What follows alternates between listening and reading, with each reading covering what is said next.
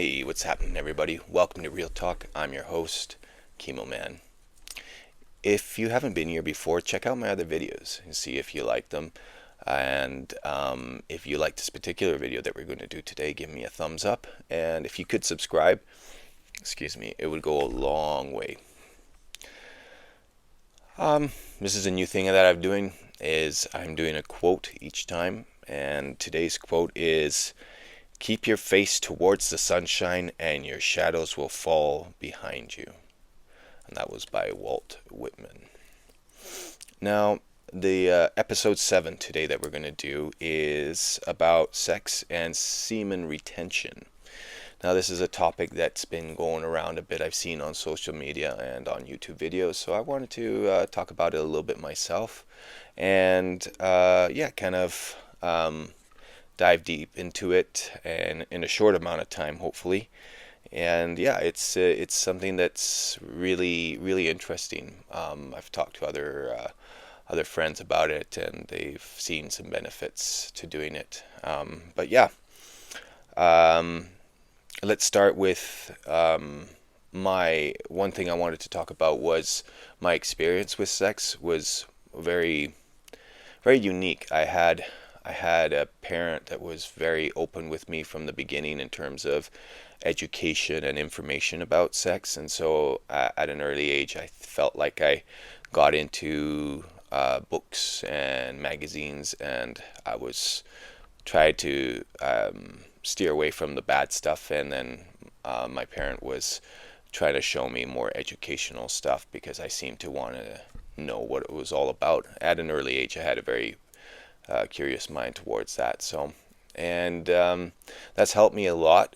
Develop my more, I guess you could say, these are more advanced practices that you don't normally see in mainstream society as semen retention. So, wanted to, yeah, basically give you a little bit of a background with that, and I thank my mom profusely for all the education, and the conversations that I had with her were fantastic. The openness and the lack of like there was just no awkwardness. It was just straight truth information based on her experiences and what she had learned traveling the world as well, different cultures. And so it was really beautiful for me to have that experience because yeah, it's made me very open to this subject. And excuse me, I have an itchy face today.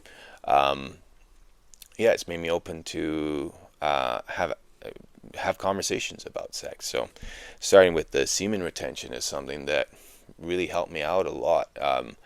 I found on my personal journey with this is that as I started to do it, I noticed there was some agitation at first. It's like, breaking the pattern of not just coming all the time and having that ejaculation. But then when you start cultivating it and seeing that it gives you more energy, at least it did for me. It gave me more energy, more focus, and a sense of purpose. I felt more purposeful when I didn't ejaculate on a regular basis. I got some of my information from family, friends, and also someone I'd like to give a shout out to is Mantak Chia. Master Mantak Chia's work is really powerful, and he's got some really goodies to learn about sexual energy. And also, there was someone else I wanted to mention was Sue Johansson. Her show, when I first got here 20 years ago, here in Canada, was fantastic. I think that a person like that who can just be so real, so honest, and so open and loving as well at the same time, to be able to have that discussion with people on the phone and talk about sex. I find that we shouldn't shy away, and we need to have more conversations so we can have better sex and better boundaries around sex as well. So the sex is safe, and that's just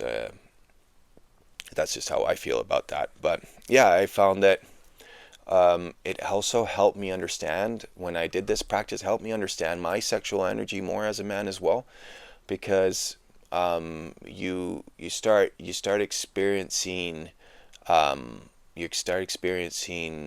the different energy levels within your body.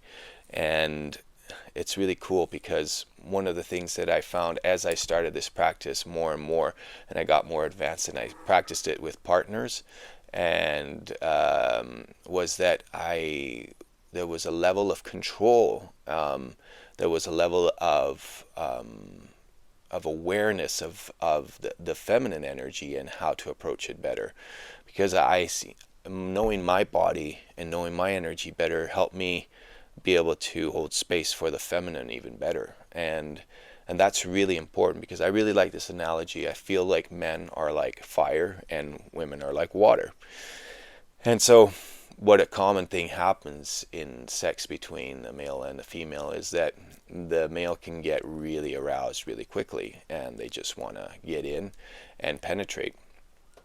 And then at the same time, what that does to them, it enables them to ejaculate faster, because they're so fired up that it needs to come out, right? And so, but how does that leave the partner on the other end? Well, the waters of a woman need to be warmed. They need to be brought up to a boil so they can meet in the middle, right? And I find that I've had conversations with other women about this, and they're disappointed a lot of the times that they've had partners where they ejaculate before they are able to achieve an orgasm. And this can be solved very simply by cultivating your own energy, by taking the time to breathe and not think about the ultimate goal is to ejaculate, but the goal is to be present in the moment. And this comes over time as you practice this with yourself. So if you're masturbating at home and you're cultivating that energy, you're understanding your body better awareness, and that it's not about ejaculating, but it's about being present in the moment and feeling that energy course through your whole entire body. And the nice thing about it, what I found is, as I got more advanced in this practice for me, was that I was able to achieve like these mini little orgasms that weren't like the big, sometimes they were, like I could have an orgasm without ejaculating and it felt amazing.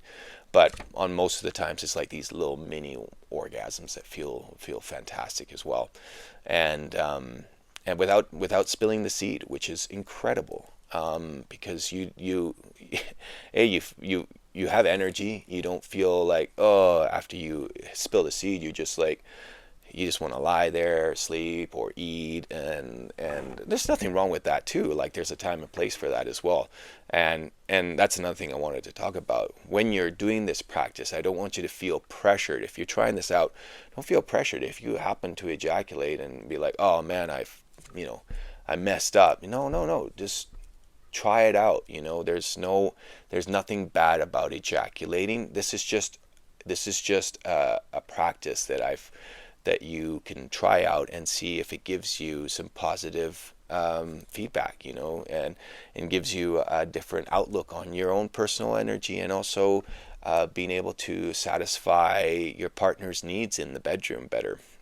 I found that that's one thing that I've been told by the partners, was that I was able to satisfy their needs because I wasn't focused on my ejaculation, but I was more focused on them having an orgasm. And that's something that naturally occurs when you do this practice, because what I'm doing is that I'm bringing my fire down. I'm not adding wood, and I'm not pardon the pun, but you're not making that fire bigger. You're trying to calm it down, and what you're trying to do is you're trying to bring that water up to a boil. So important things like foreplay and naughty talk and all of that stuff. So you're bringing and a sense of security for your partner, and this can be any partnership, right? So, but yeah, I just thought I'd really stress on that it can not only can make yourself practice good, but it can make your practice with your partner or your wife or your husband or whichever relationship you're in. It can make it better, in my opinion, from what I've found and discovered. And what I've been told as well by other partners is that they were able to achieve really powerful orgasms because I was not focused on ejaculating, and that the ejaculation didn't happen, because what happens is that that refractory period after a man ejaculates, it, you know, most of the times the penis goes flaccid and you go into a retraction and a state of, yeah, absolute bliss as well. But you're not able to continue the session, and so the partner sometimes feels left out and unsatisfied as well. So yeah, just something. That's why this episode is called "Sex and Semen Retention," because it applies to sex as well. And I think that it's really important to have more conversations about sex, and as well educate ourselves, you know, be able to learn in a partnership, have these conversations. If you're in a partnership, be open to learning something from your partner. If she has something amazing to say, or he has something amazing, just be open to learning and trying new things out.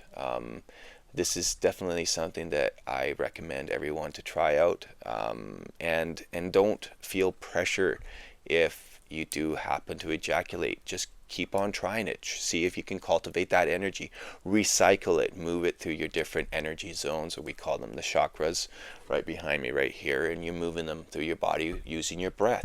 So you're activating your breath. Extremely important is that that's number one, is that when you're doing it by yourself or with a partnership, you're working on your breath. And I've realized this when I've been in intimacy, and my partners notice, wow, you're really breathing. And I'm like, yeah, I'm recycling this energy, I'm moving it, and I'm making sure that my body knows that it's not about coming, but it's about experiencing an orgasm in a different way. And then at the same time, have a nice big orgasm with an ejaculation too. That's nothing wrong with that either, in my opinion.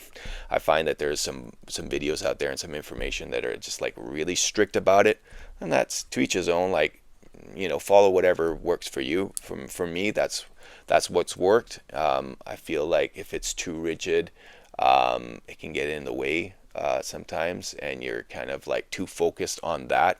And with your partner, or even with yourself, you're too focused on it, and you're missing the joyful experience that sex is. So yeah.